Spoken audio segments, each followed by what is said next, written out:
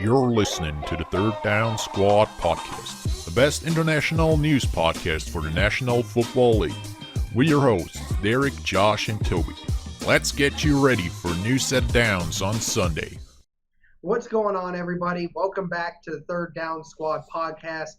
It is now officially done with week 3 of the NFL season. We're almost a quarter of the way into the NFL season. Man, it seems like just yesterday we were talking about the season being started, and now it feels like we're just in full swing. It's really cool to see. First thing we're going to do, as we do with every podcast, we're going to go over the weekly recap from our weekly predictions from week 3. This last week, Toby and I finished with a record of 10-6, and Josh finished with a record of 9-7. So we've all had winning records again that week. I am now currently still at the top of the leaderboards with a record of 33-14-1. Toby is at the bottom with a 28-19-1, and Josh is in the middle with a 30-17-1. So games are still pretty close, but this time we're going to do things a little bit differently with our weekly recap. We're going to do a quick summary of every game all the way down the list, excluding the Colts game and the Saints game, as we will go more in-depth on our actual recap of those games.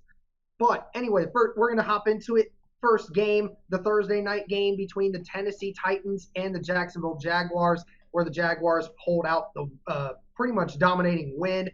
Toby, quick thoughts. Yeah, for me, the Jags won that game. Of course, the score was 7-20 at the end for the Jags. They won it on defense for me, and Tennessee lost it on penalties with 9 penalties for 101 yards.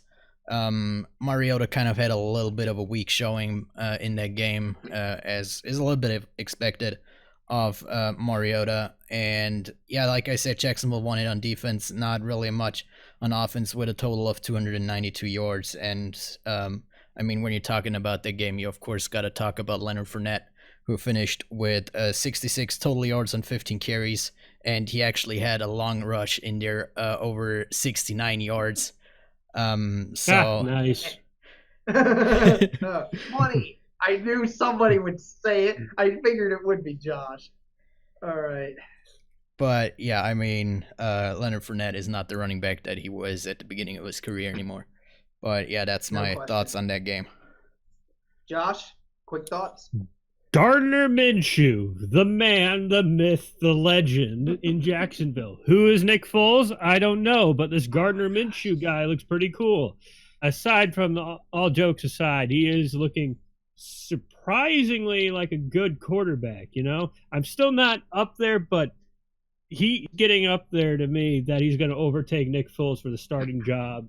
Not like next year, because they're still going to, because, you know, they paid Nick Foles all that money, so they're not going to waste all that, so they're going to start him. But I'd keep him in the back pocket there. But aside from that, the Tennessee Titans, man, after you put the Browns in their place, this is how you follow it up with a 2-game losing streak. I mean, divisional rival. Yeah, and guess what? Luck wasn't even playing in that game. We had Brissett, and he still treated you guys like Andrew Luck would. Anyway, back to the Jags game on week 3. That defense for the Jags showed you why they're still like considered the top defense, you know? And I know penalties played a role in Tennessee's misfortunes of not knowing how to score a touchdown when it really matters. But with all the things involving with Jalen Ramsey, I'm going to keep this part short and give it to Derek really quick. They still came out and they showed what they got, and they are going to still the young defensive talent that almost got them to a Super Bowl a couple years ago. All right, go ahead, Derek. Yeah, I'm going to kind of mention Tom Brady into this because you mentioned Minshew. Minshew was drafted with the same draft pick, the same round. He was the same height, and there's a lot of things that they have in resemblance to each other. Minshew is definitely the cool quarterback, and he's done a very good job of leading this Jacksonville Jaguars offense in the absence of Nick Foles. I'm not on the level that Josh and Chase are with wanting to proclaim him as the starter when Nick Foles comes back, because I don't think that's going to happen. But ultimately, Toby mentioned it in that game. Penalties. First half, 15 penalties. And you know it's bad when Tom Brady's tweeting out saying, I'm turning this game off because I'm sick and tired of looking at all these penalties. And And you're right. They had 10 sacks in that game. 10 sacks. I mean, you can't win a game like that. You will never win a game when you get sacked 10 times. I'm sorry. It's just not going to happen. All right. So this one should be pretty quick. The Dolphins versus the Cowboys. Cowboys, again, handled their business, and the Dolphins are now a very strong and convincing 0-3. Josh, your thoughts on that game? Those Miami Dolphins belong in an aquarium if you're going to tank that bad. I mean, it's enough to, like, I know what they're going for here, but it's just bad. Like, I mean, I honestly thought Zeke was going to get a lot more yards than he did, but in the first half, I should say not first half, the first quarter, I'd say probably like the early part of the Cowboys' first possessions, that defense kind of held, but then once Dak got going, he got going, and there was no stopping him. So, yeah. Toby? Yeah, for me, I was surprised that Dallas didn't put up more points against the Dolphins, but I mean, why would they? They don't really have to. And yeah, like Josh said, Miami's tanking right now, but hey, at least they put up some points again this week. They scored 2 field goals. So that's a win for them, I guess. That's a win for them, 2 field goals. No, I can tell you why Dallas didn't put up more points. Dak Prescott was worrying more about spicy chicken nuggets from Wendy's than he was in that game. That's why. He said he was going to go pick some up after the game. He was talking about it in the third quarter. Of course, the Cowboys were not worried about him. All right, so next game were the Bengals and the Bills. The Bengals definitely made it a very close game. The Bills just pulled it out at home, and it made it very difficult for the Bengals. Toby, what are your thoughts on that game? Yeah, Cincinnati had a problem stopping the run against Buffalo. In total, Buffalo had 36 rushes for 175 yards with an average of 4.9 yards per rush, which of course doesn't really stop them from picking up any first downs. And with that, Buffalo dominated the time of possession in the first half. They actually had 22 minutes and 57 seconds to 7 minutes and 3 seconds in the first half alone. So if you're looking at those stats, you'd think the game would have been a lot more clear than a 17-21. But yeah, Buffalo couldn't take advantage of the turnovers from Cincinnati with 2 fumble recoveries and 2 interceptions, which all of them either were at the end of the half or Buffalo made the exact same mistake in the following drive. So if they picked up the fumble, they fumbled the ball themselves. If they picked up an interception, Josh Allen threw an interception. So that didn't help them at all. And Cincinnati just took the advantage of the interceptions or the interception that they had, and that brought them back to life after trailing 14-0 at that point. Josh? Yeah, like Toby said in the first half, you might as well change the Legend of Buffalo Bill to Bengal Bill because he was going Bengal tiger hunting out there. You just could not stop this man. So, but yeah, all in all, you're right, Toby. For every interception the Bills defense got, Josh Allen threw it to the Bengals. So it's like an interception for an interception. Josh Allen, he's there, but most of the time he's beating you with his legs. That offensive line on occasion can buckle, but I just want to give a shout out to that rookie tight end in Buffalo. You know, he's had a showing today, and or not today, but last Sunday. And I mean, if he keeps getting all the targets, he's going to be the number 1 tight end eventually. So we'll see what's going on there.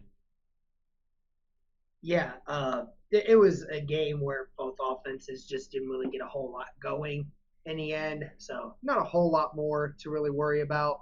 Other than that, I was mad at Josh Allen for not doing better in fantasy. So I had him, and I took a chance on him, and he didn't really pan out too well for me in that game. But, oh well, we'll move on. All right, the Lions and the Eagles.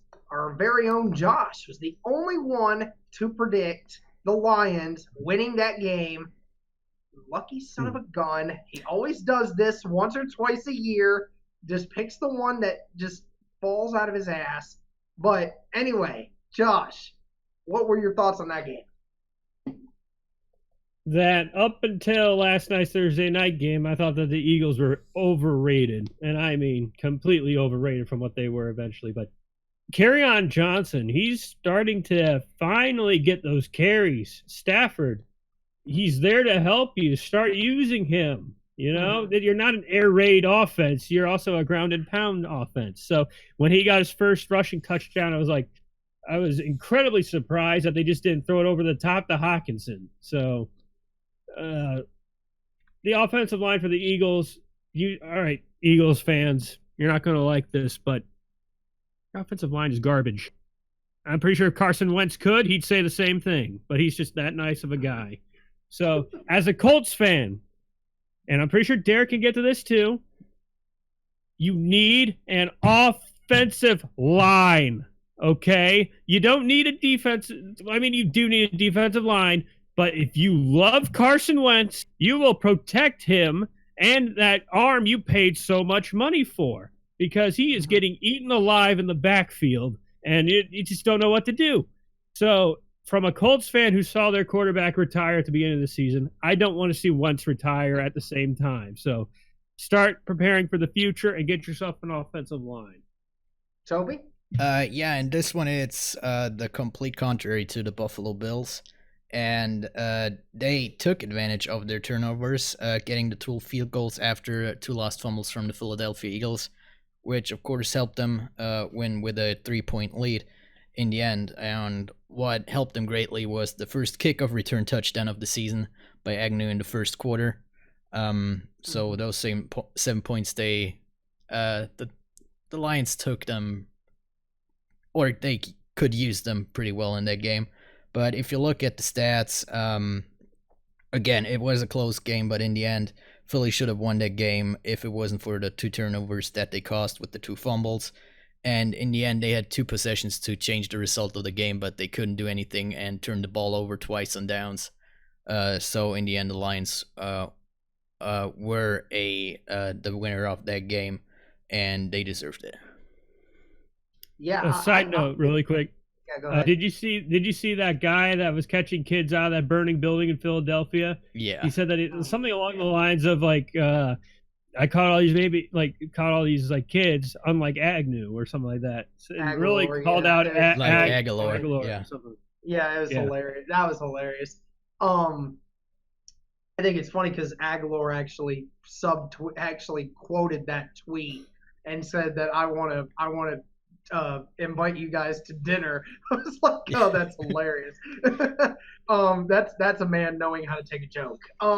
Anyway, yeah, I think the Lions have actually looked pretty legit. Their defense has been pretty decent so far through 2 weeks. The Lions haven't really, been outstanding in any sense of the word, but they're winning games, and Kerryon Johnson's helping them. This offense is doing enough. The Eagles' defense is really in shambles right now. I mean, the Eagles have yet to allow someone to score under 20 points in a game so far this season. They gave up 22 to the Redskins, gave up 27 to the Lions, and then also gave up another 30 plus to the Packers last night. So, I mean, it's one of those things the Eagles are going to have to figure things out. But it's a great job by the Lions. I really like what the Lions are doing right now, even though I think they'll get totally demolished against Kansas City this upcoming week. I still think that the Lions will put up some points, at least make it somewhat of a competitive game. All right, we're going to move on to the Jets versus the Patriots. The Patriots with a sounding win over the Jets. Toby, go ahead. Oh my God! The Jets' offense was just awful. Of course, they're starting Luke Falk at quarterback by now. But they were 12 for 22 for 98 yards in passing over the entire game, and had 20 rushes for 36 yards. That's usually the line for maybe a quarter, and not even a particularly good quarter. But they managed to score 2 touchdowns, one on special teams and one on an interception by Jamal Adams. But yeah, there was nothing they could do against the Patriots, especially in the first quarter, or in the first half, where with the first 3 possessions, the Patriots scored 3 touchdowns, and I think after that the Patriots went a bit lightly on the Jets during the rest of the game because they knew that Jets couldn't really keep up with them. So it might seem closer than it actually was, with a 16-point win by the Patriots. And I mean, that Patriots team is looking pretty good yet again, and I hate to say that. Yeah. Josh? Let's see. Look, the Patriots are unstoppable again. You know, their defense is very cohesive, and Tom Brady's just Tom Brady. But wasn't this the game where they put the backup quarterback in, he threw a pick 6, and immediately they'd or was that the Dolphins game? I think that should have. I think that was the Dolphins game. I think it was, yeah. But yeah, I'll check that. But yeah, because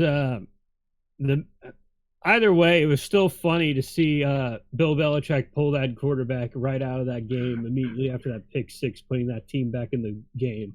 But the Jets are starting Luke Falk. Wasn't he a kicker or something like that? Did I remember? Wasn't he? I don't know about that. I don't know. I don't think so. I could have sworn he was, but either way, they're probably better off starting their kicker than any other quarterback right now until Darnold gets back. But even then, who's to say that this is even a season worth saving if you're a Jets fan? You know, Le'Veon can't even carry the team for you. So get an offensive line. I will only have one thing to say about this game, due to the fact that the Jets scoring those 14 points at the end of the game helped keep my bet alive, because I bet on the spread and it won me $10 freaking dollars. I was like, hey, let's go. So that's the only thing that I was happy about. All right, we're gonna keep moving here. We got a bunch more games here we gotta get through, and let's make this a little bit quicker, boys, so we can get through all these. Vikings beat the Raiders, pretty dominant win. Josh, thoughts? Just what the Vikings needed as a confidence booster, you know? They just needed to get that win. Tobi? The Raiders are looking like themselves yet again, especially against the run. But Minnesota is relying a little bit too much on the run right now and don't use Kirk Cousins too much, which makes them a little bit too predictable. So I think they have to change that.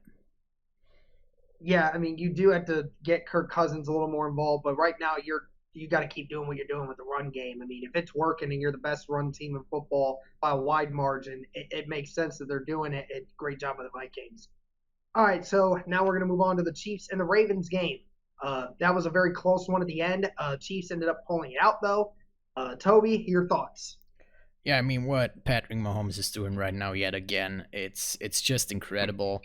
It was close against the Ravens. Sorry, they rallied back, as you said, in the second half. They just couldn't convert the onside kick at the end, which was a weird kick. I never have seen a drop kick for an onside kick before, which Justin Tucker attempted there. It failed miserably. To kind of put it lightly, it looked more like a punt in the end, and it traveled probably as far as a punt. So, yeah, I mean, Kansas City, I don't know. Probably the only team that can stop them right now are the Patriots, and I'm looking forward to Kansas City against the Patriots at some point of the season. Josh? Yeah, I mean, Lamar Jackson, he's actually proving his value as a quarterback, you know?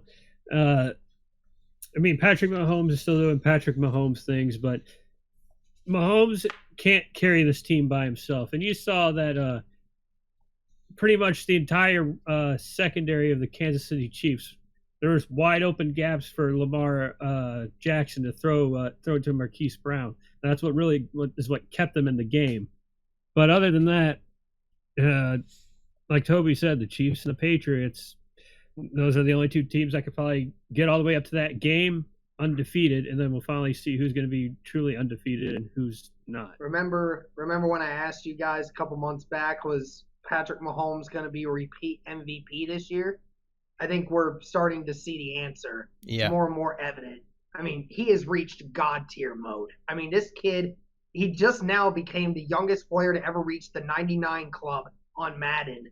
I mean, he is phenomenal. You can't say anything more about what this kid's been able to do. And as long as he's doing what he's doing, the Chiefs are in a bright spot for the future. All right, now we're going to move on to the Packers and the Broncos. Broncos kept it close in the end, but the Packers did pull out the win. Josh, your thoughts? Broncos defense, what are you doing? An NFL record 3 straight games without recording an interception, fumble, or a sack? And you have Von Miller and Bradley Chubb? I know. Come on, man. That's ridiculous. Yep. Toby? Yeah, for me, I mean, I've written this down before the game yesterday. I just gotta say that. And for me, at that point, the Packers were still the team to beat in the NFC. This might have changed a little bit after the Thursday night game for week 4. But yeah, to Denver, they're relying too much on the run right now, in my opinion, especially with how Phillip Lindsay and Freeman are running right now. They don't get the big yards, especially Phillip Lindsay. He doesn't break those runs that he did last year. He only has those small gains. I think his longest run last week was over 9 yards. We're not used to see that. He usually put up runs of 30, 40 yards in a game. So it doesn't really work out, especially when you have Joe Flacco at your quarterback. Yeah, the Broncos won't win games if their defense doesn't do anything. I mean, you said it, Josh, and I was going to wait to say it until the predictions for this week, but you said it already. They've created no pressure on defense at all. Oh, no sacks? 3 weeks into the season, we have no sacks? You have two of the best pass rushers in the game, and yet somehow, some way, you don't have a sack? Come on, man. That's ridiculous. That's terrible. All right, the Cardinals and the Panthers game. Game was pretty close for a while, but Kyle Allen came in there and did what a lot of people did not expect him to do. I think Kyle Allen has actually been taking shots at Cam Newton and Cam's style of fashion. I know you guys can go read those comments yourselves. But anyway, Toby, go ahead with this game.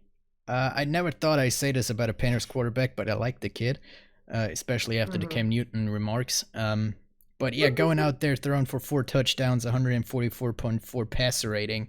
And of course, the big name on the team is Christian McCaffrey, rushing for 153 yards again against what we thought was a pretty good run defense with the Arizona Cardinals. But yeah, I think on the Arizona Cardinals side, Kyler Murray is relying a little bit too much on the short passes, especially against a team like the Carolina Panthers, who have a bunch of good linebackers who can stop the short passes as well. We're pretty good in coverage. But the biggest problem, I believe, with the Arizona Cardinals right now is the offensive line, which allowed 8 sacks in that game. And if Kyler Murray cannot get out of a sack, you have problems on the offensive line. Josh, go ahead.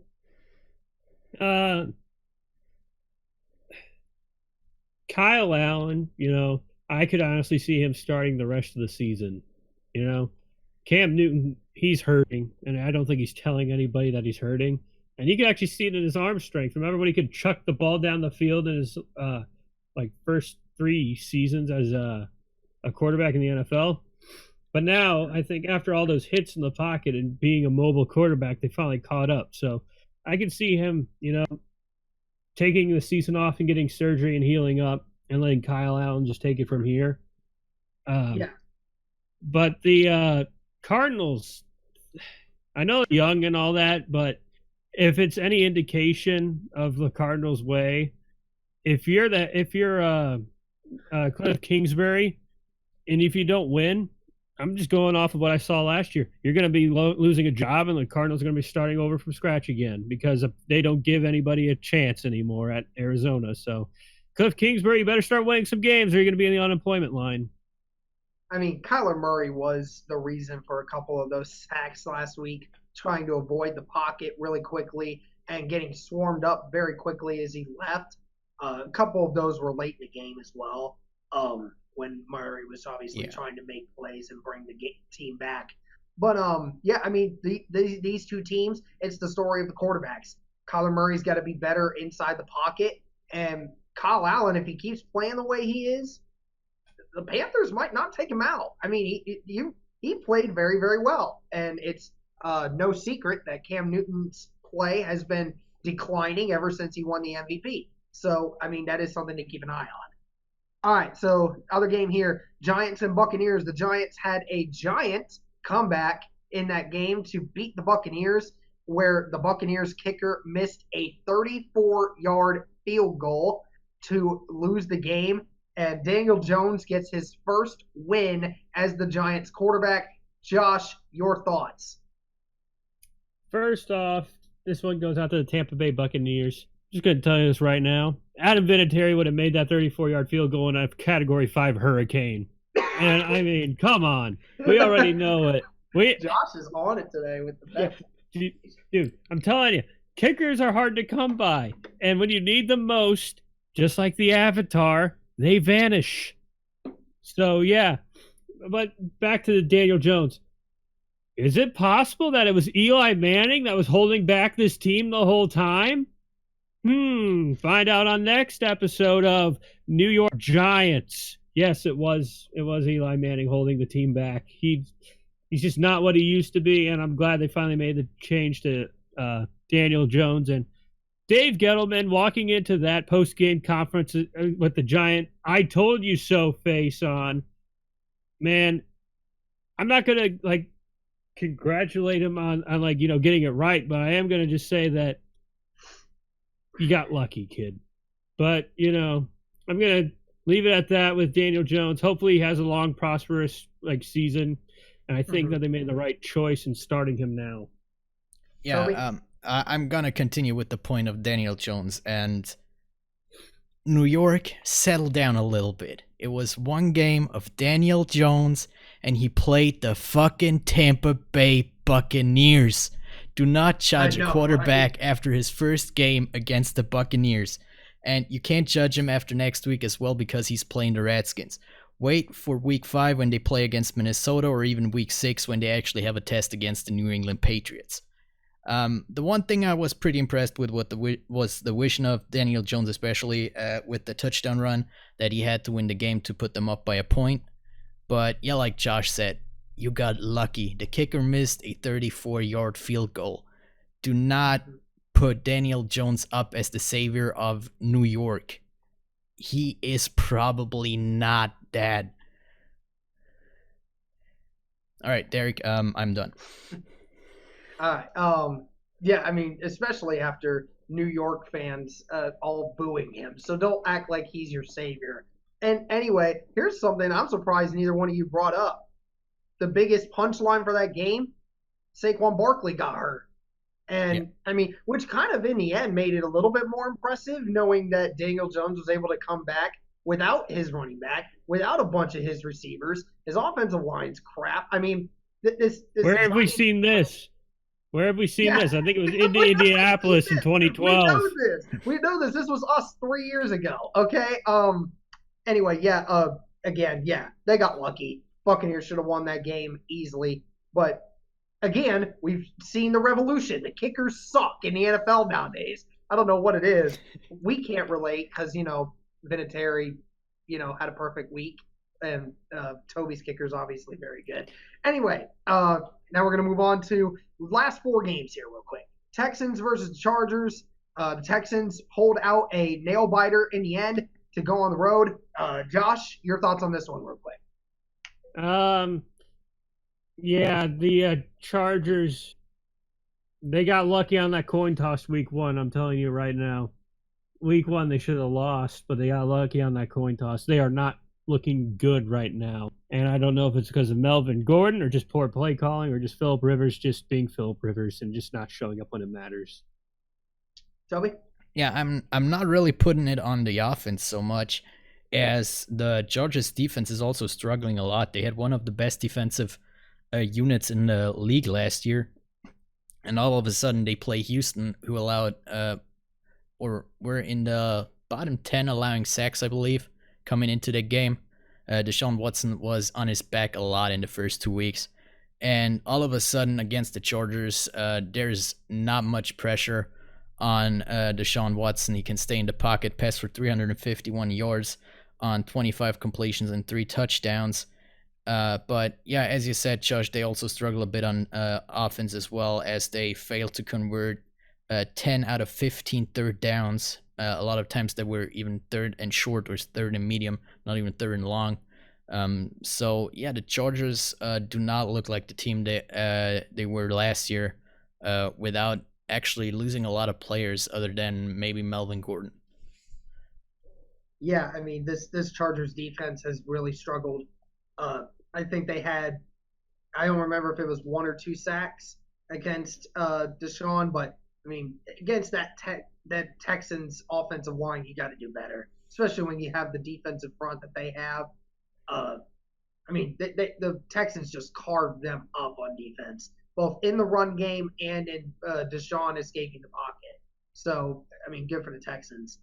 Steelers versus 49ers. 49ers won a nail-biter as well, but were able to pull the game out in Mason Rudolph's first start of the season. Tobi, your thoughts?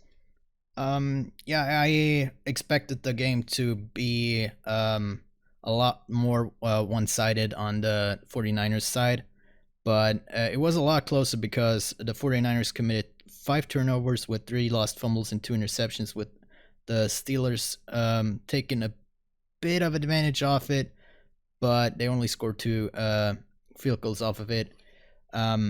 So the Steelers actually had a chance to win that game, but the 49ers have to clean up their act on turnovers. And the one player that saved his day with one play was Juju Smith-Schuster with his 76-yard reception for a touchdown in the third quarter. Otherwise, he would have gone with 2 receptions for 6 targets and 5 yards in that entire game, which would have sucked for everyone who had him in fantasy, who probably drafted him pretty high. Yep, I'm looking at the one in the middle. Me. I'm so freaking lucky. Josh, go before I have an aneurysm.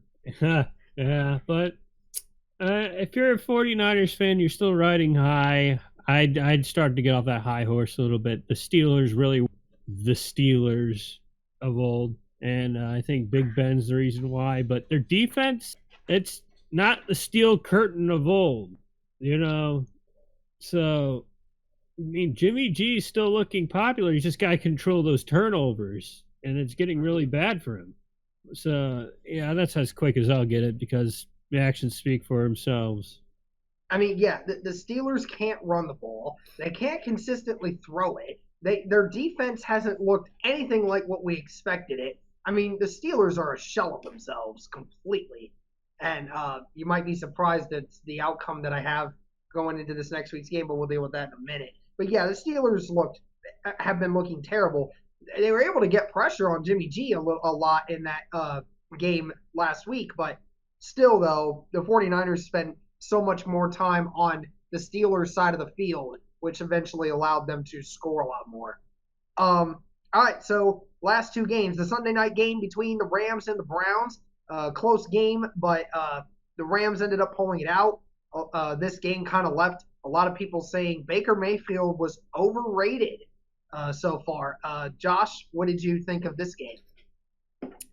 The Browns haven't totally gelled yet, and Baker Mayfield needs to have better decision making. You know, I don't know if you saw that picture though, but there was a wide open alley he could have ran through to tie the dang game, or he could have just simply stepped up into it. You know, he didn't have to run. Yeah. He could have stepped in, you know. Yeah, that's just like that Trent Richardson thing where he saw like the giant hole in there and he turns and goes around the giant hole into a defender. But, I mean, Cooper Kupp finally went off, and as much as I hate to admit it, because, you know, I was playing some guy in my other fantasy league that had Cooper Kupp, and he made up for, Smith Schuster. But anyway, Juju didn't do crap, but Cooper Kupp did. There's a reason I picked that man. There's a reason I picked him. Baker Mayfield looks flustered right now, and I think it's because of that horrendous offensive line. I don't even think that what's his name, Trent from Washington, wasn't it Trent Richardson as well or something? Yeah, like that? I think it's Trent Richardson. Trent Williams. Yeah. Yeah. Yeah, I don't think he's going to make a big statement at all because you got the left tackle taken care of if you got him, but the left guard, the center, the right guard, and the right tackle all need work. So you can get Trent Williams all you want, but he's still not going to make up for the horrible play of the other offensive linemen. And again, as we said with the Eagles and as Colts fans, work on that offensive line if you want Baker Mayfield to be your dang franchise quarterback that you had for, 20 years? So, yeah, he's a once-in-a-generation thing for Cleveland. Protect every week, folks. We're going to be doing that every week. Josh is just going to call out offensive lines. Real quick before we get to Toby, I just want to mention quick, Josh was the only one that picked the Browns to win that game last week. So Toby and I are the winners there. But Toby, go ahead. As Josh has mentioned, I think the biggest mistake the Browns have made over the offseason was trading away Kevin Seidler to the Giants. That was the biggest hole they had on the offensive line this year where Seidler used to play. But on the other hand, like I already said last week, the Rams look like a completely different team than they did last year. They look like the team that played the Patriots in the Super Bowl. They look slow. They do not look as energetic on offense, neither on defense. They're just lucky they faced 3 pretty weak opponents in the first 3 games with a Cam Newton-led Panthers, the Saints without Drew Brees for most of the game, and now the Browns, who I still think are overrated this year. Especially with Baker Mayfield. I actually had the picture of Baker Mayfield with the open running lane on here on my notes as well, as Josh already said. He has to be better at decision making during the game, and he's a young quarterback. I hope he can learn from that. And yeah, I really hope for the Browns fans that they actually do better at some point. Can we talk for a split second about Aaron Donald? I mean, that dude is amazing. I mean, I just literally started thinking about this. Imagine Aaron Donald, right, on the Chicago defense right now. With the way that Chicago defense is right now, that might be the most dominant defense of all time. I mean, maybe not the best, but the most dominant defense of all time to get to the quarterback. It seems like Aaron Donald, every other play, is right there hitting the quarterback. Almost every other play. It's amazing how good he is. I mean, this Rams defense is going to be as good as Aaron Donald allows them to be. And last game here, the Bears blew out the Redskins dramatically with Case Keenum having 5 turnovers in that game. The Bears' defense was dominant as could be. And we all messed on that one. We definitely should have reconsidered. But anyway, Josh, your thoughts on that game real quick. Couldn't that defense play both sides of the ball? I mean, they pretty much did. And so you might as well just keep Khalil Mack out there as your quarterback. I mean, Trubisky finally threw his 3 touchdowns, all to Taylor Gabriel. You know, everybody's like, oh, what about Allen Robinson? Well, if Allen Robinson tried to get open more often, I'm pretty sure those touchdowns would have been his. But aside from that, you know who's looking really good right now? Terry McLaurin. Man, oh man, can that guy play ball? I knew he was good, man. I mean, I told you we could have gotten Terry McLaurin or Paris Campbell. I mean, both of them are really good players. Go ahead. All right, yeah. Derek already mentioned the 5 turnovers by Case Keenum, and I don't know why the Washington Redskins and especially Jay Gruden are still going with Case Keenum in this state of the Washington Redskins. They're already 0-3. They're in the battle for the first overall pick next year with the Miami Dolphins. A lot of people already say that they might actually try to tank as well as the Dolphins are. I don't think so, but please, Redskins, please start Dwayne Haskins at some point in the next couple of weeks. It can't be worse than Case Keenum. Yeah, I don't want them to do that because they're going to get him killed. They're going to get him killed. I mean, Case Keenum couldn't survive that shit. I mean, here's the thing. I love that the Redskins are suffering because you know what that means, Josh, and this is what it means. Now that the Redskins might finish really bad, the Colts have their second-round pick this next year. So we might get a top 3 might get a top 3 pick in the second round of the draft next year if the Redskins keep at this pace. So keep going, Redskins. Keep going, Redskins. Keep going, Redskins. Keep Case Keenum in there. Keep Case Keenum in there. All right. Anyway, that's our weekly recap. Now we're going to get into the 2 games that matter the most to us. We talked about the Colts first last time, so we are going to talk about the Saints, where Teddy Bridgewater got his first start, and I believe it was since his injury that his first real start, I should say, meaningful start since that injury that he suffered many years ago. The Saints had a flawless game plan, getting the ball out of Bridgewater's hands quickly and into the hands of their playmakers, and Seattle just could not stop them at all. Teddy Bridgewater had a very emotional post-game speech at the end, telling all the players don't take it for granted, as he almost lost the chance to play football a bunch of years back with that injury. But anyway, Tobi, we'll start with you on it. What was your thoughts on that game? First off, I just want to say I told you so, and you thought I was crazy picking the Saints. Okay, we get it. All right, I know. They called me a madman. But yeah, the Saints actually pulled it off. As I said, they had a pretty good game plan against Seattle, and Seattle actually looked like the team that I thought they were after the first 2 weeks, which was not a good team. Of course, they made the score look a lot closer than it was, with 3 touchdowns in the fourth quarter, 2 of which came pretty much in garbage time when the game was already over. But yeah, as Derek said, Bridgewater played pretty well. They had a good game plan with the short passes, especially with the short passes to Alvin Kamara. Alvin Kamara actually led the team in receptions this week, and was also, of course, the rushing leader as well. So I think that's the game plan for all the weeks that Drew Brees will miss. Not sure how long it is. As he has said, he is trying to beat the timetable on his injury. I hope he's smart about it and actually comes back when he is a full 100% again.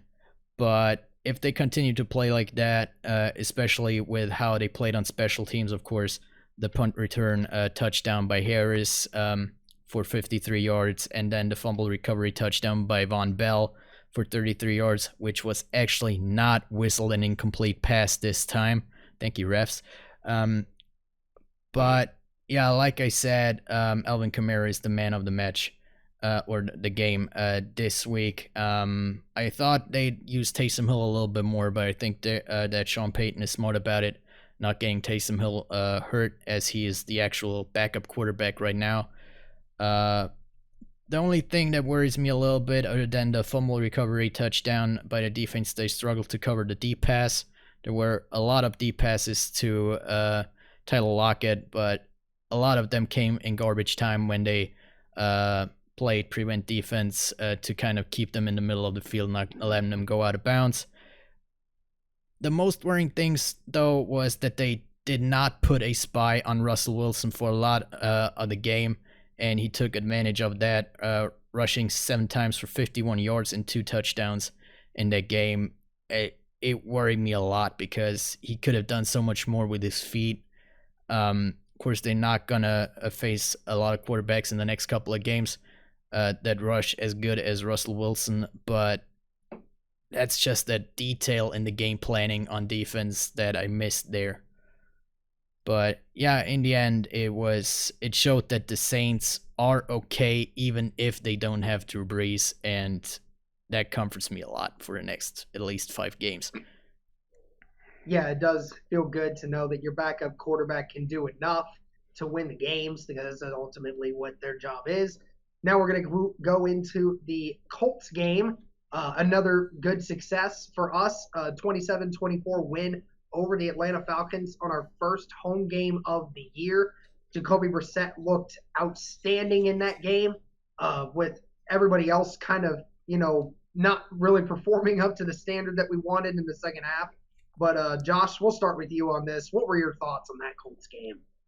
My biggest thoughts were, well, of course, Jacoby Brissett looking amazing. I mean, for the first 10 passes, he was 10 for 10 for 107. His first 16 passes, he was 16 of 16. Yeah, that's pretty outstanding. And keep in mind that he's in front of Tom Brady in that statistic for completions right now. So that's something. But Yeah.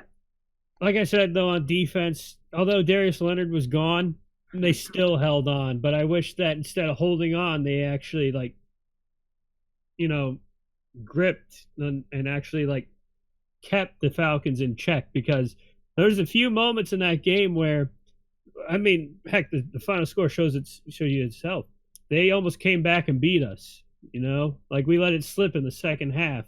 I mean, we had a lead of like 20 to 10 going into the half. 20 to 3 going into half. Yeah, and we almost blew that. And we need to make sure our defense is a lot more clad iron and all that other stuff. But I feel good for Adam Vinatieri. He made a few field goals finally. I was wondering if he was going to say anything like that. Yeah. But, yeah, I was wondering, like, Josh is never going to let me hear the end of it if Vinatieri was messing up. I mean, are you glad that Vinatieri went perfect for the game? Yes, because he finally found his swagger. And at least we could draft a kicker if he's going to retire at the end of the season. I think he's finally just found his piece. I always said it was mental. He just needed to be back in a home environment where he knew very well, and he just had prime ideal conditions for him to be able to kick in, and it was great. It was good to have him do that. It's definitely going to be a confidence booster for him going forward. I mean, again, Jacoby Brissett played as good of a game as any quarterback out there that week. You can't get much better than that. There were a couple throws that he missed, but again, he's still on the conservative side, so I'm not too worried about it, but he's going to have to start hitting a couple of those other ones. The run game was very spotty. We didn't have a great overall day running football, but we did have enough in the first half and enough late in the game to keep us in the game. And the tight ends got involved a lot more in that game, which is definitely what we need to do now, because I don't know if you guys have seen, but T.Y. Hilton is listed as doubtful for Sunday against the Raiders. Now, that does not mean he doesn't play. That just means that they don't know. We go back to last year. T.Y. Hilton practiced a grand total of 2 times in the last 6 weeks of the regular season with that ankle injury he had. Still played every week. My guess is that if the Colts really needed him to go out there and play, he would probably play. But they will probably try to keep him out if they can. This also brings up something that I think that Andrew Luck retiring right now gave the Colts a better understanding of what injuries can do over time. So they are not going to rush him. They're going to leave it up to him and his body, because only he knows what's good for him at this moment. So I just believe that that's all true, that now that Andrew Luck retired, and they're like, well, we should probably start taking injuries seriously and not force them in. They're not going to force T.Y. Hilton to play next game unless he wants to. I mean, T.Y., again, like I said, he can play if he wants to. He knows his limits. He didn't let anything slip. He said, you'll see Sunday if I'm playing or not. And even though having our number 1 and number 2 wide receiver out, I still think the Colts have enough offensive weapons to be able to move the ball down the field. We obviously are one of the best rushing teams in football right now, and the Raiders, like the Colts and the Raiders, are both very bad at stopping the run so far this season. So I fully expect the Colts to run the ball next week. And that's what they tried to do against the Falcons, but it was a tale of 2 halves. That offense for the Colts in the beginning had so many things going right. And do you guys know in the third quarter, the Colts had 1 offensive possession in all of the third quarter? 1 possession. They had 4 plays. Explains why the Falcons were able to come back, because they were on the field for 12 minutes out of that 15-minute third quarter. And unfortunately, the injuries started racking up. Danico Autry missed a couple of series in the third quarter due to an eye issue. Malik Hooker has a torn meniscus, so he's going to miss a month to maybe 6 weeks, which I think we're okay for Colts fans, because given the schedule the way it looks, there's no way we're beating the Chiefs anyway, and we may beat the Texans without him. But after that, we play teams like the Broncos and the Dolphins and the Steelers, who have not been able to pass the ball at all. So I think we'll be okay with that. But we just had injuries go left and right, and having Darius Leonard and not be there definitely hurts the run defense. And Darius Leonard's not going to be back again for Oakland, unfortunately. But again, yeah, the second half, the Falcons just tore us apart. Julio Jones decided to be Julio Jones in the second half, and Devontae Freeman was running like a madman, and they were able to figure it out. But thankfully, towards the end of the game, the Colts were able to put together a good drive and get a touchdown at the end, and were able to close the game out with a gutsy 3rd and 1 or 4th and 1 conversion to Jack Doyle instead of running the football. That was gutsy, but that's Frank Reich for you, and they have confidence, and I'll take the win. I mean, Joshua, you'll take the win, right? Given everything? Yep. There you go. That's all we need. Remember, this season's for Andrew, so we got to win. This season is for Andrew. And FYI, Jacoby Brissett says that he's been talking T.Y. Hilton and Jacoby Brissett have been talking to Andrew Luck every day. It's like Andrew Luck's just been a coach from his home back in wherever he's staying at. Jacoby Brissett and Andrew Luck actually had lunch the other day, and everyone was like freaking out. I was like, I didn't think it was weird for friends to have lunch together. I didn't know that was weird. But anyway, now we're going to move on to our other topics. And this one we're going to be talking, we call it the AB syndrome. Well, now that we've seen AB continue to go on his little rants, and this has been a growing problem in the NFL for a bunch of years now. It's just starting to get worse and worse, I think, due to how many players are wanting to be traded or want other accommodations. We see players starting to fall into this trap where it's all about me. They're not really focusing on for people who are in rebuilds, a lot of guys don't want to do that. A lot of guys want to go to a specific team they want to go to and not look back or anything. So it just bears the question, and Tobi, we'll start with you on this one. Are players becoming too soft in the NFL? Because we saw Delaney Walker talk about it, talking about how things have completely turned for how players interact with each other and how they're coached in today's NFL versus 20 years ago or something. I don't know if, or I'd say I wouldn't generalize it that much. I wouldn't actually say players, because I think they're two different kind of players. You actually got I'd call it real football players that care about the game, that care about the team that drafted them. And then you got the guys like Antonio Brown, Jalen Ramsey, and yeah, all the other guys that we've been talking about so much on this podcast for the last, I don't know how many months it is. Yeah, I feel like that the players have more power than in the past right now, that they can demand trades like that.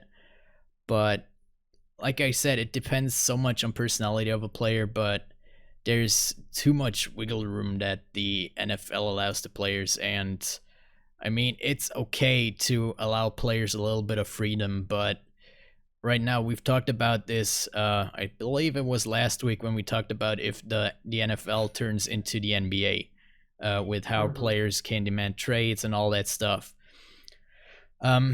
Yeah, like I said back then, I think the NFL has to do something about it.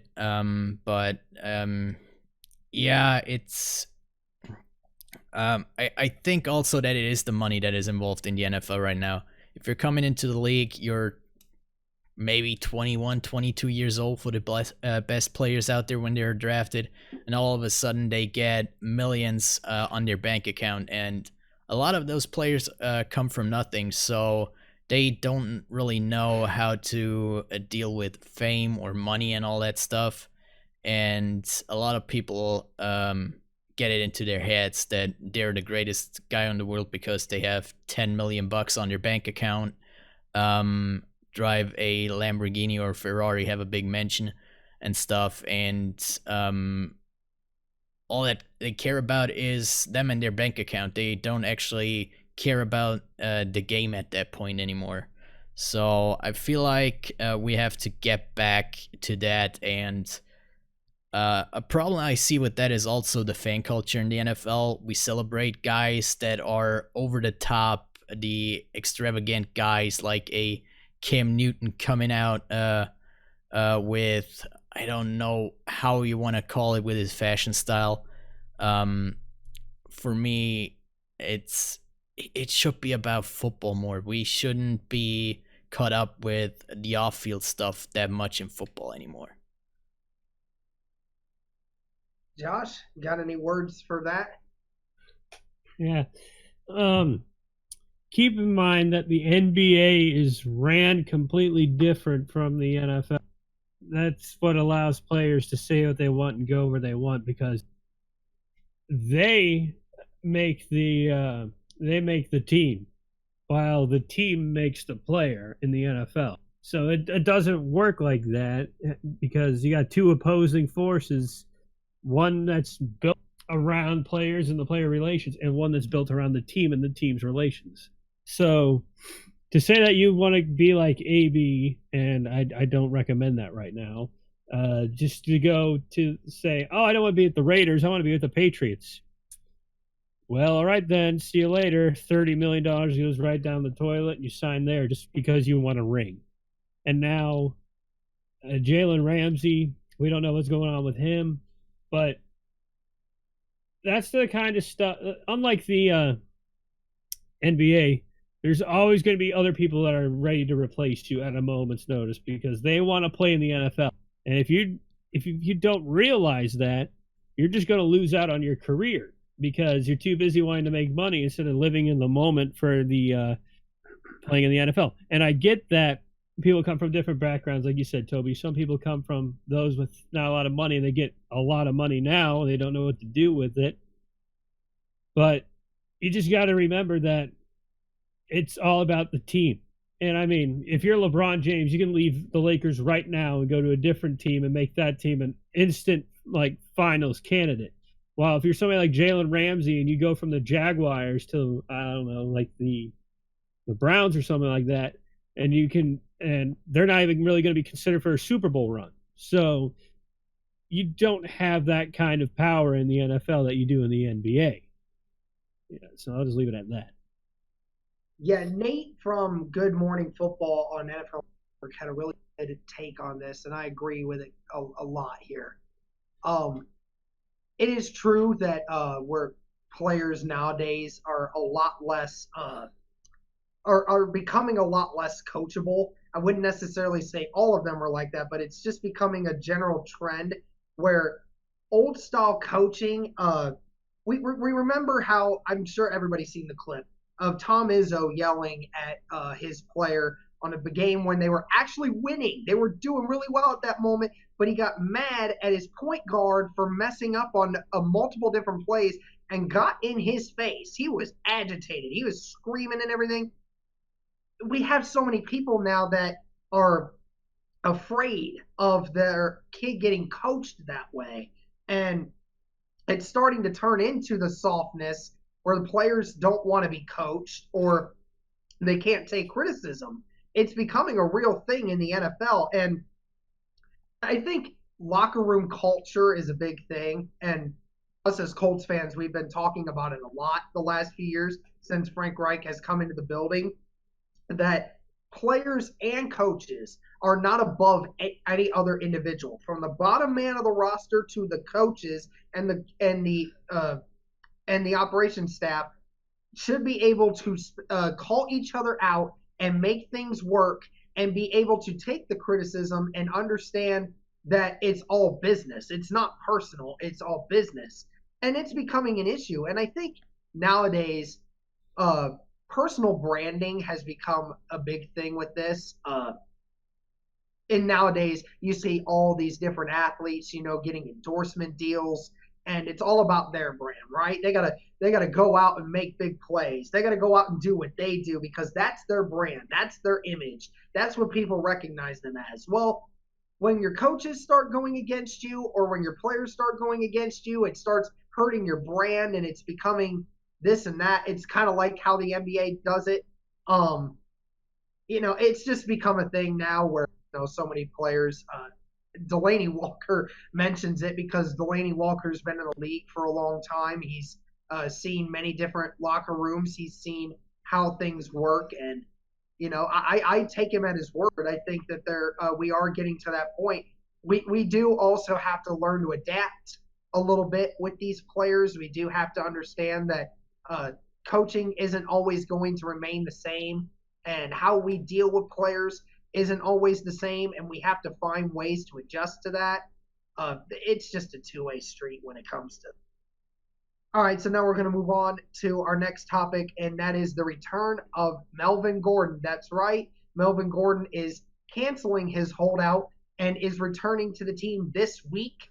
He actually returned to the Chargers locker room Thursday afternoon. Everyone's seen the Keenan Allen video where he was hyped up.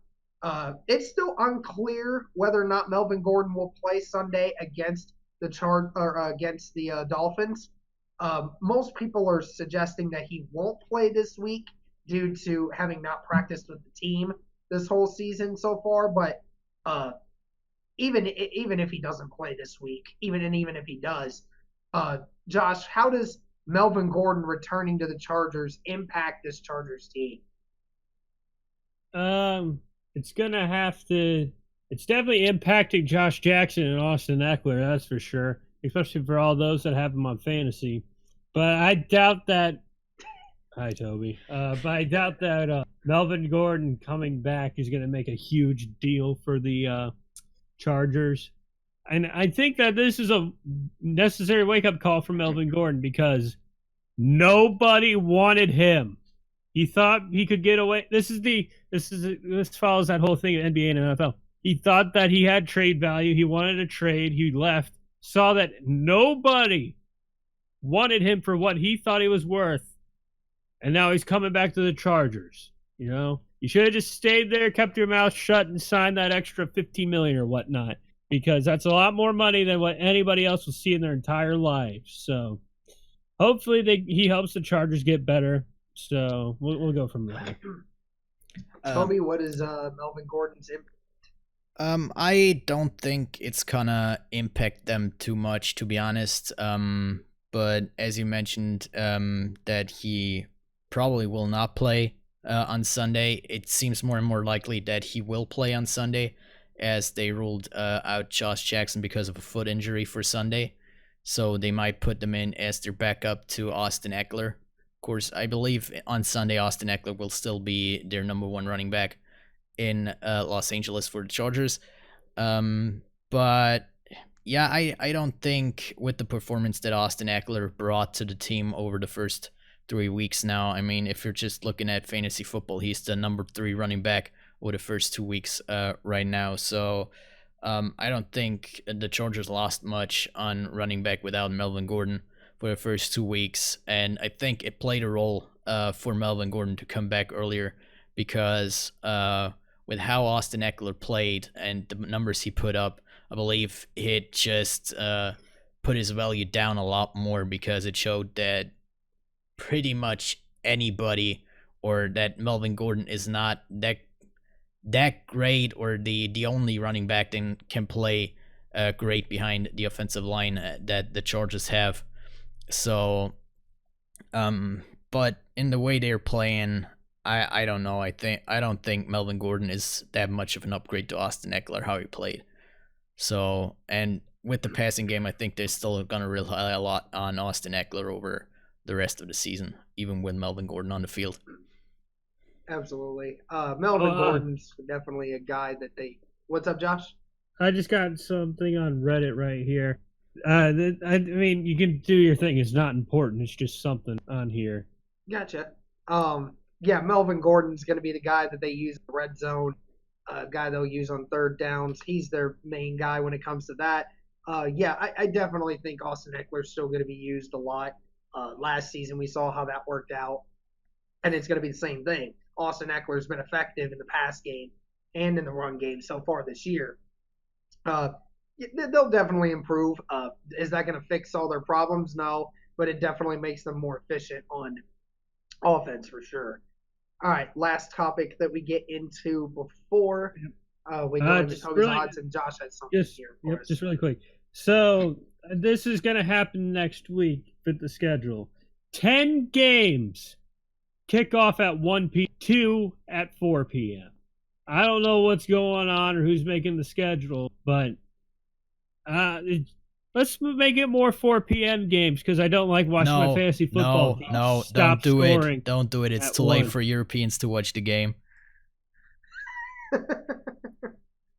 Oh, man. All right. Last thing we'll get into here, Jalen Ramsey. We all know that he's issued a trade. He says that even to today, he says my offer on the trade still stands the way it is. I want to be traded because I've lost faith in this organization and lost a lot of respect for them as well. He has missed this week because of one being sick on Monday. Wednesday reported that his back was messed up. And then today, or last night, said that he will be going to see the birth of his child this weekend, and he is questionable to come to the game on Sunday. So we see a lot of reasons for him to say he is incapable of playing this week. Now, the regards to the birth of the child, I'm not going to get into that. But I think we can all agree that the illness and the back thing was pretty much a lie because he doesn't want to show up. Toby, we'll start with you here. What is the future for Ramsey? Are they gonna? Is Jacksonville going to trade him here soon, or are they going to try to keep him? I don't think it's actually Jacksonville that is holding back the trade. They have the price set at 2 first-round picks. It's just a problem to find the right team to actually be in need for a cornerback that of the kind that Jalen Ramsey is, and putting up with his personality and having the capital of 2 first-round picks in their pocket to spare. There are not teams around the league to be able to afford that. One team that I'm reading about a lot are the Washington Redskins. They're apparently talking a lot to the Jags to work out a deal. And I'm kind of interested to see Josh Norman and Jalen Ramsey on one team because, there's going to be a bitch fight at some point in that locker room. But, yeah, like you said, with all the made-up injuries on the team, or that Jalen Ramsey made up, it's weird. Again, it's the first topic of the news around the NFL this week. Again, the players are getting soft, and just play football. You want that big contract with another team. You want to be traded. Josh is apparently sending around memes again. But this is a good one. God, stop, dude. Stop. I'm sorry, folks. Sorry about that, but I couldn't keep going with the faces I saw there. You just keep seeing me look up at him. Keep going. Oh my gosh, keep going, Toby. I mean, if you want to get traded, play football to show other teams that you're actually worth paying 2 first-round picks for you. So, I don't agree with what Jalen Ramsey is doing, but there's gonna be at least one team in the league that is gonna trade for him. If there's somebody that's gonna want a B after what he's doing, then there's definitely gonna be Jalen Ramsey. All right, so that's pretty much it for me. Toby, go ahead. Toby's odds.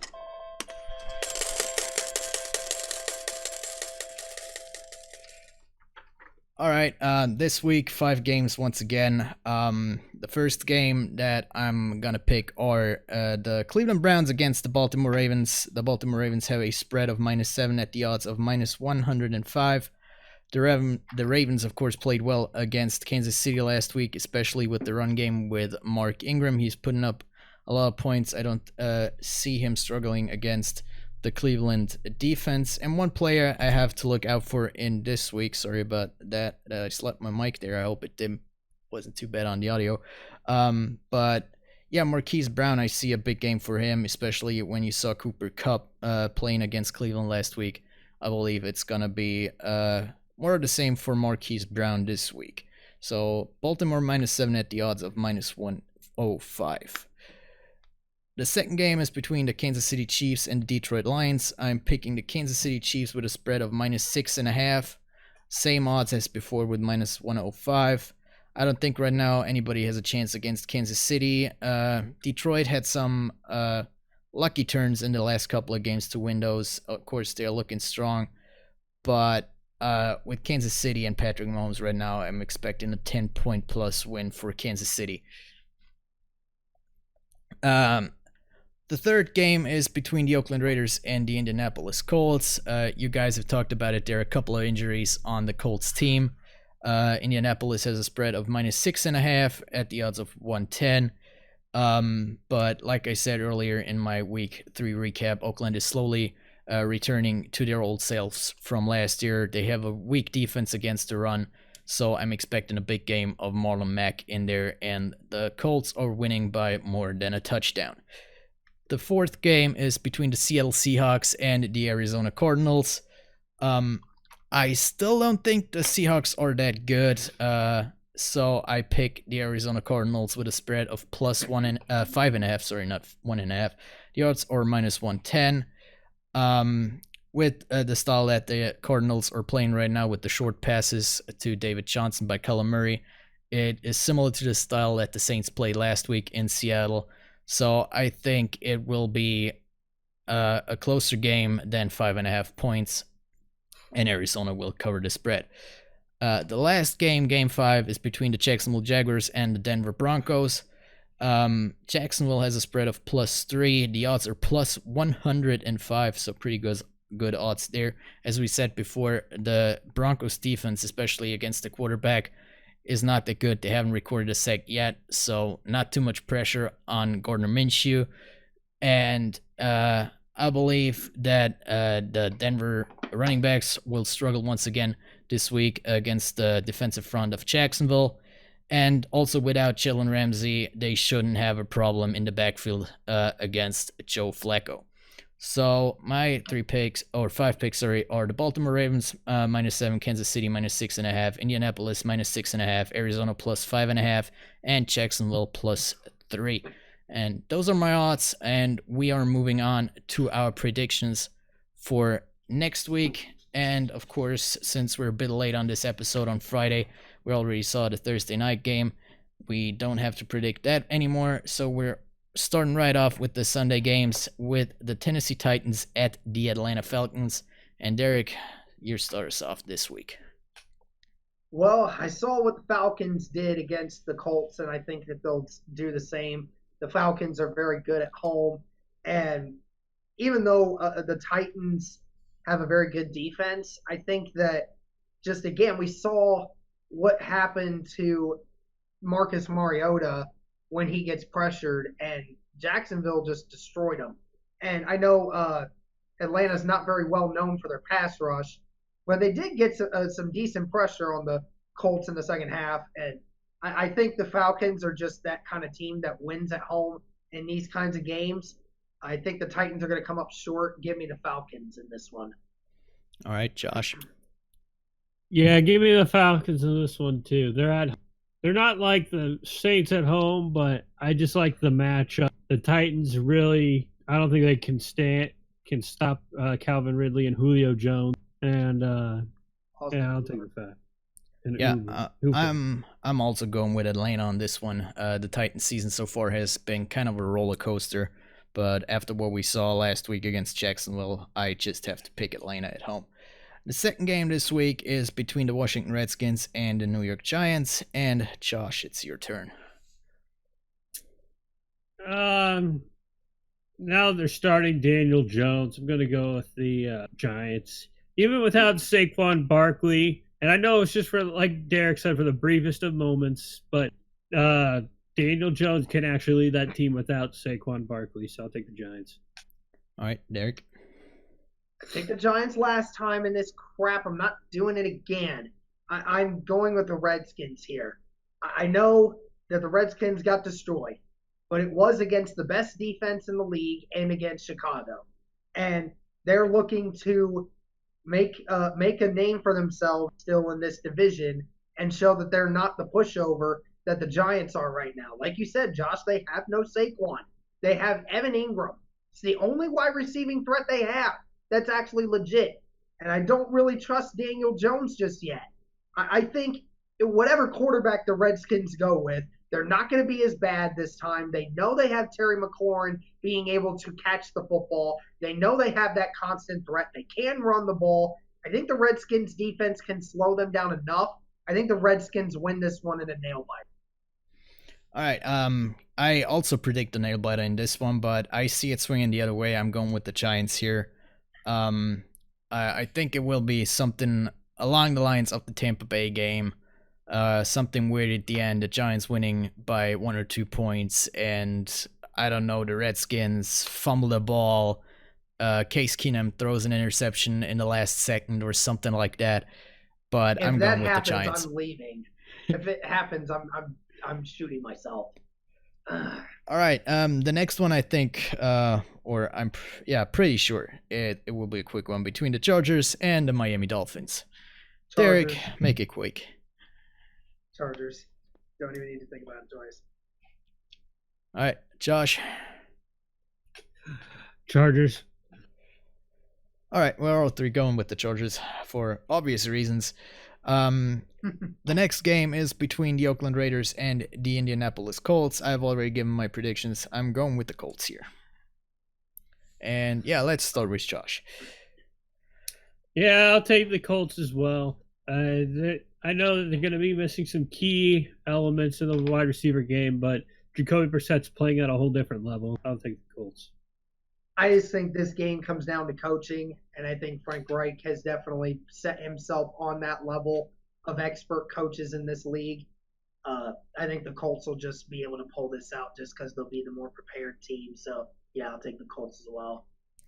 All right, the fifth game today is between the Carolina Panthers and the Houston Texans. Daring, you start us off this time. I don't know if I really think Kyle Allen's going to have another 4-touchdown game again. I think Kyle Allen can make some stuff happen with against the Texans.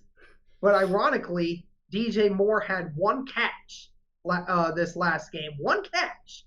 And it was a 50-yard catch where the Cardinals defense got stuck in a lapse and he had a touchdown. So I don't know if the Panthers are going to be able to do what against the Texans what they did against the Cardinals, especially against Deshaun Watson being a much better and poised quarterback.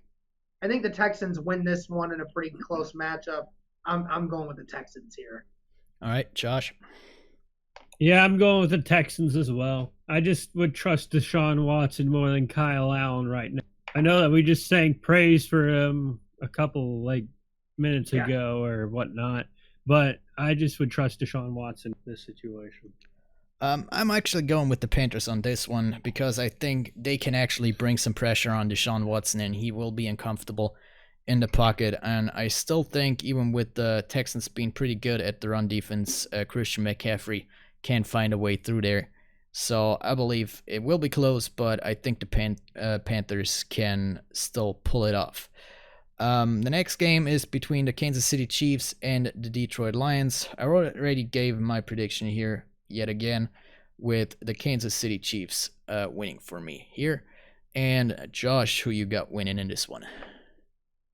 I got the Chiefs. I think that the Lions run is coming to an end with wins. So I'll take the Chiefs because even though the Chiefs don't have a defense, they still have Patrick Mahomes, who can outscore and make every defense look foolish. So I want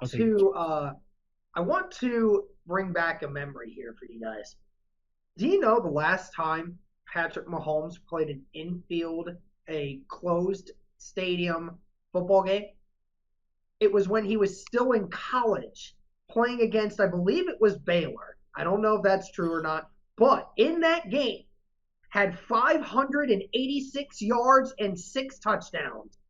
In that game, it's the last time. It's the only time. This will be the only time that Patrick Mahomes has played a domed stadium game so far in his NFL career. I think he's going to light the stat sheet up this week. Give me the Chiefs on this one as well. All right, next game is an AFC North rivalry between the Cleveland Browns and the Baltimore Ravens. I've already, again, given my predictions. I'm going with the Ravens on this one. And let's start with Derek. I think the Ravens take this one as well. I'm still thinking the Browns have some things offensively they need to fix. I think there's just a lot of tension between people and like Freddie Kitchens. I don't know if people quite think he's up to the task of elevating this offense or not. But right now, the Browns are still trying to figure it out offensively. I think the Ravens win this one. All right. Let's see.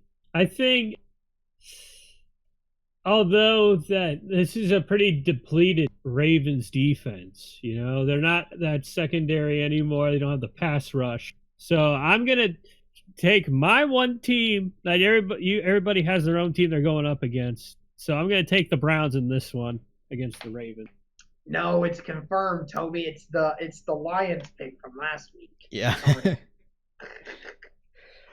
All right. The next matchup, if you told me that matchup is between two undefeated teams at this point of the season, I would have called you crazy. But we're talking about the New England Patriots and the Buffalo Bills here. So, yeah, Josh, what do you think? I think the Buffalo Bills are done at 3-0. They're going to go to 3-1. And that's only because of Tom Brady. No matter what, you can try to stop him all you want. He's going to get going. All right. I mean, I think this will be a good game. I like what the Bills have done so far this year. I think their defense will give Tom Brady and company a little bit of trouble to start the game. I think the Bills have a very good overall defense. I think Josh Allen will put up a few points. I think they will.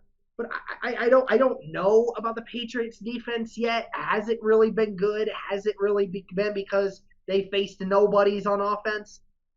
My guess is it's the Patriots, and they're playing really well right now overall. I think this could be an upset, but I'm still going with the Patriots.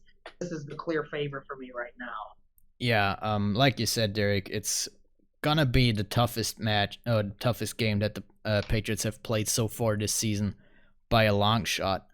But I'm also going with the Patriots. I think they're strong enough, and I don't think they have quite put all their cards on the table so far this season. And yeah, like we said, the Patriots are the team to beat in the AFC, I believe, right now.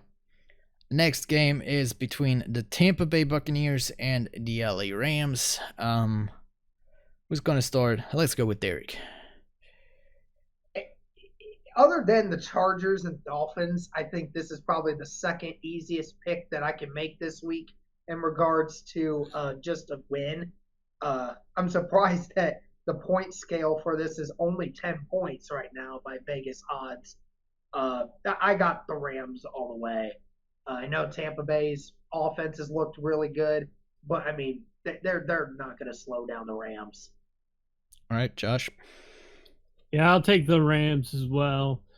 Aaron Donald, he's just a force to be reckoned with. I don't think that the offensive line of the Buccaneers can get ready for that.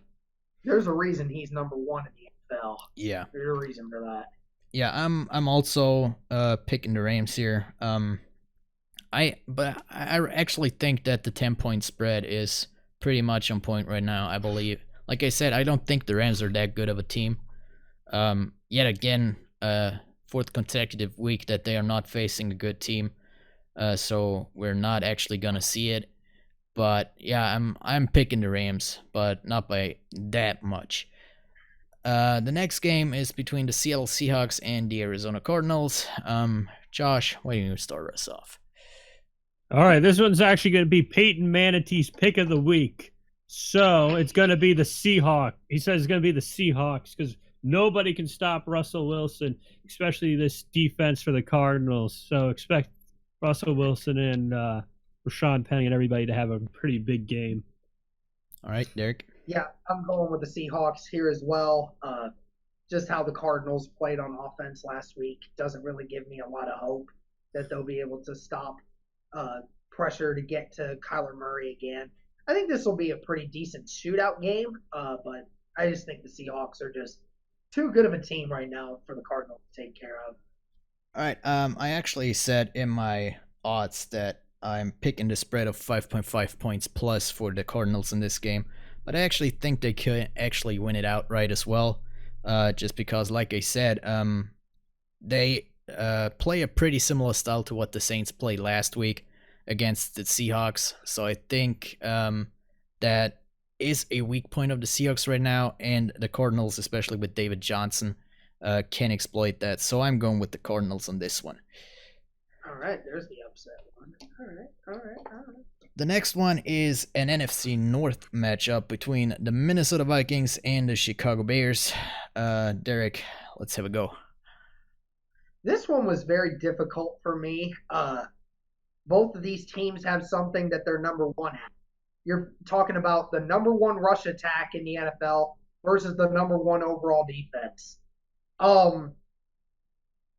Given I still do not trust Mitch Trubisky, and with his number one wide receiver and Taylor Gabriel being out due to a concussion, I think that limits them even more on offense. So I am going with the Purple Eaters. I'm going with the Vikings on this one. All right, Josh. Remember when the Seahawks got their first Super Bowl win? Number one offense versus number one defense. What was the outcome of that one? I believe the number one defense beat the number one offense. So I'm going to go with the Bears in this one. Yeah, I'm having the same explanation as Josh, and that's why I'm going with the Bears as well. And we're moving on to the next game between the Jacksonville Jaguars and the Denver Broncos. I'm going to start us off here since I already talked about it in my odds. I picked Jacksonville with the +3 spread. And the same as with the Arizona Cardinals, I also think that the Jacksonville Jaguars can actually pull it off outright against the Broncos. The Broncos are not that strong of a team. Of course, the Broncos are at home, but I still think the Jags, even without Jalen Ramsey, can pull it off and win against Denver. And Josh, you go next. Don't you dare. Don't you dare. I'm going to go with Denver on this one. Don't you Denver dare. always has, like I said last time, Denver always has that one game where they're not picked, where they're just absolutely just crapped on, but they win. They're the favorite. They're favorite to win the game. Well, they're crap to me, okay? It's because they're at home. That's the only reason. It's going to be a Broncos win. It's going to be like last time when I told you that. And you know what? I'm going to use your logic against you, Josh. The number one defense in this game is going to take it down. You said it earlier in the day. The Broncos are one of the worst defenses in football right now. They don't even have a sack. How are they going to beat Minshew and this Jacksonville offense if they can't even get pressure? I mean, come on. Sack, strip, fumble for a touchdown to win the game in the fourth quarter. There you go. No. You heard it here first. No, I All will right, give you Calais my Campbell fantasy is going to right go now for a touchdown in the if that's fourth what quarter. You heard it here first. All right. Yeah. I'm going with the Strip Jaguars here, fumble. Toby. I don't even know why this should be an upset. They shouldn't even be the favorite to begin with, but they are. So we'll just move on with it. All right, we're moving on to the Sunday night game between the Dallas Cowboys and the New Orleans Saints. Derek has already teased me before the podcast with his picks, so why don't you go first? All right. I don't think the Cowboys' defense has been as strong in this early part of the season as I would have liked. And I was so impressed what I saw with the Saints. I just think that Sean Payton did a really good job of organizing a good game plan. to make sure Alvin Kamara was the one to make plays. I think he can do the same magic against this Cowboys team at home and this Cowboys defense that has struggled this year. So I am going with the Saints as the upset here for the Saints to win this game against the Cowboys. All right, Josh. I picked the Saints to lose last time. I'll pick them to win this time. All right. I thought you were about to say they're about to lose. I was going to be like, what the heck? Oh, man. All right, Tobi. It's hard to do in an Alvin Kamara jersey, but yeah, I don't see a chance that the Saints are going to pull it off this week. They're playing at home. They played well against the Seahawks, but the Cowboys are just a better team than the Seahawks are. And it pains me to say it. I'm going to pick Dallas. Oh, man. Right now we look obligated to pick the Saints. Win. Watch the Saints win. I'll take it. I'll be happy either way. And he'll be like, oh, man, what a terrific game. Bro, you picked against them, okay? No. The one I want you to watch is that Broncos game when they went on a strip sack fumble. Yeah, whatever, bro. In the fourth quarter. Like I said, you heard it here first. Yeah, whatever. All right. Last game of the week, Monday Night Football between the Cincinnati Bengals and the Pittsburgh Steelers. How is this game on Monday Night Football? I don't know. But, yeah, Josh, go ahead. You know what? I'll take the Bengals in this one. They played better than the Steelers. Even though they keep losing, they at least keep it close. And I know that 49ers game was close, but let's face it, the Bengals are the more complete team. They just can't win. And I think this is when that ends. So I'm going to take the Bengals Monday. All right. Yeah, I actually have the Bengals winning this one too. Another upset alert. I just think of all the 0-3 teams that have played so far, the Bengals are definitely impressive. They've actually figured out how to score points and how to get good yardage in their offense. I think their new head coach has done wonders for them in that category. I don't think the Steelers are gonna throw the lights out the room when it comes to the Bengals game. These games are always close. It's divisional rivals. It's Monday night. It almost always is a close game. I'll take the offense that actually has looked better through the first 3 weeks. So give me the Bengals. All right. Yeah, Derek, you said it. It's going to be a close game. It's a divisional rivalry game. It's Monday Night Football. And I think the advantage is with the home team right now, especially in Pittsburgh. You know the crowd is on their side there against the Bengals. I'm going with the Steelers on Monday Night Football. And Tobi, the lone wolf. Yeah. I mean, I got to make up some ground at some point. That's the thing, y'all. I mean, let me look at this real quick because there's 1 game, 2, and then there's 3, 4, 5, 6, 7. So almost pretty much half the games this week that are being played, we all have a disagreement on. I think that's probably the most we've had in a while. We usually don't have that many. But anyway, thank you guys so much for listening. We know it was a little bit longer podcast, but we appreciate you guys listening in. Be sure to follow us on Spotify, follow us on Twitter at T3DS_NFL. Be sure to like, comment, and subscribe on YouTube. Let us know what we can do to help you enjoy your experience with us. And as always, guys, peace. See ya. Later.